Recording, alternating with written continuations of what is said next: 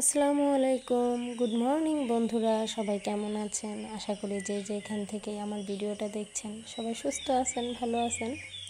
আলহামদুলিল্লাহ, আপনাদের দোয়ায় আল্লাহর রহমতে আমরাও বেশ ভালো আছি। নাস্তা খাওয়া শেষ, সব বিছনা গুছিয়ে ঘরটর ঝাড়ু দিয়ে সব কিছু পরিষ্কার করে ফেলেছি। চলেন রান্নাঘরে চলে যাই। আমি এখানে ভাত ডাল বসিয়ে দিছি, আর আজকে আমি যেটা নামিয়ে নিয়েছি সেটা হিটার। অনেকে এটার সাথে পরিচিত, আবার অনেকেই চেনেন না। এটা আমি দারাজ থেকে নিয়ে নিয়েছিলাম। নিচে প্রায়ই ব্যবহার করা হতো, উপরে আসার পর আজকেই প্রথম। এটা আমি কিনে রেখেছি অপশনাল হিসাবে, যদি কখনো আমার সিলিন্ডারটায় গ্যাস শেষ হয়ে যায় তাহলে আমার হাজব্যান্ড যেহেতু জব করে, তখন আমি কিভাবে রান্না করব বা ও লাঞ্চে খেতে আসবে, সেজন্য আর কি আমি নিয়ে রাখছি, যে বিপদের বন্ধু। তো যাই হোক, এখানে আমি আজকে একটু রান্নাটা তাড়াতাড়ি করতে চাচ্ছি। তো এখানে আমি চিংড়ি মাছ দিয়ে পেঁয়াজের কলি ভাজি করব, আর টমেটো দিয়ে মাছ ভুনা করব। আর এই পালং শাকটা আমি গতকালকে আমার বারান্দা থেকে ছিঁড়ে নিছি। আমার বারান্দায় কিন্তু কোনো গাছ ছিল না, তাহলে এটা কোথা থেকে আসছে সব কিছুই বলবো, সব কিছুই দেখাবো, সাথে থাকুন।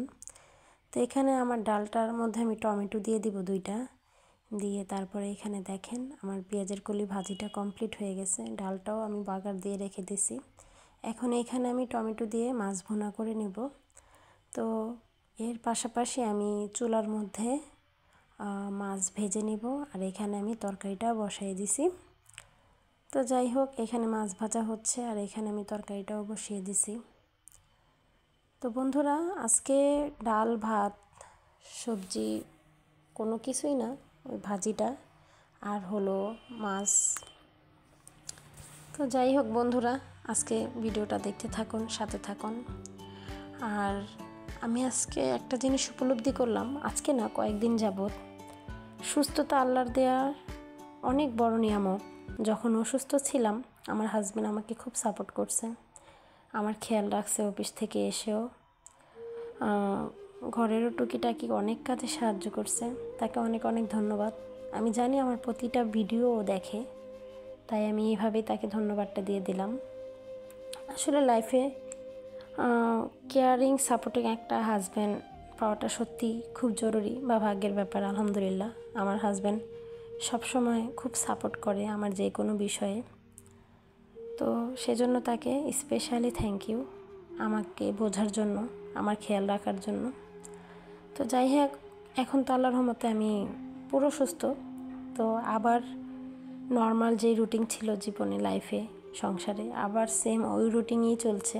সকালে ঘুম থেকে উঠেই হাত মুখ ধুয়ে মেয়েকে নাস্তা খাওয়ানো থেকে শুরু করে তারপর কাজ কাম যেভাবে চলে সেভাবেই। তো বন্ধুরা, আসলে আমরা মেয়েরা সংসারটা যদি মনে করেন গুছানো না থাকে না, তাহলে কেন জানি ভালো লাগে না, পরিপূর্ণ থাকে না। অসুস্থ হলে মনে হয় কি, তখন একটা জিনিসই টেনশন লাগে যে ইস, ঘরটার কী অবস্থা, ইস মেয়েটাকে খাইয়ে দিতে পারলাম না, মানে এই যে জিনিসগুলো না, মানে খুবই খারাপ লাগে। তো যাক, আলহামদুলিল্লাহ, আল্লাহ সুস্থ করছে।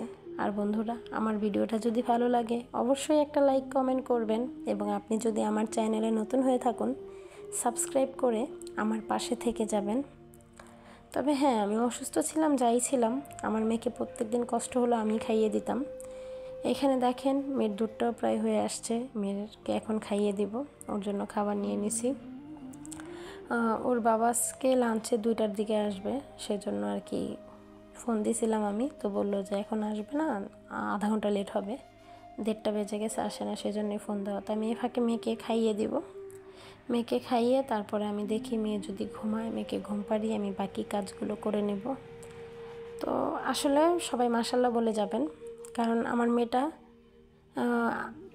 আজকে আমি ওকে পেঁয়াজের কলি দিয়ে চিংড়ি মাছ ভাজাটা আমি আজকে ওকে প্রথম দিলাম। আমি একটু ভয়ে ছিলাম যে দেখি খাই কি না, কিন্তু না, পরে দিলাম, পরে মাশাল্লাহ খাইছে, সেজন্যই বললাম মাশাল্লাহ বলে যাবেন।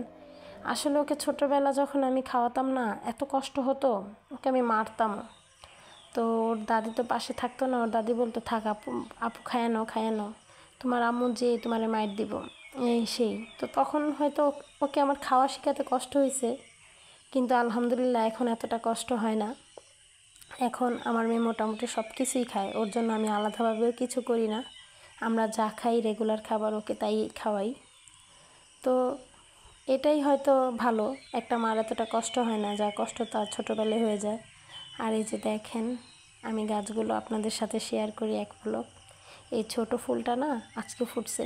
আমি সকালে ঘুম থেকে উঠেই বারান্দায় চলে আসছিলাম যে দেখি আমার গাছগুলো সব ঠিক আছে কি না। আলহামদুলিল্লাহ সবই ঠিক আছে। আর এই যে দেখুন, গতকালকের এই শাকগুলো তোলার ভিডিওটা এক পলক আপনাদের মাঝে তুলে ধরলাম। এটা আমি গতকালকে ছিঁড়ে রাখছিলাম। তো যাই হোক বন্ধুরা, আজকে এখন প্রায় খাওয়া দাওয়া শেষ।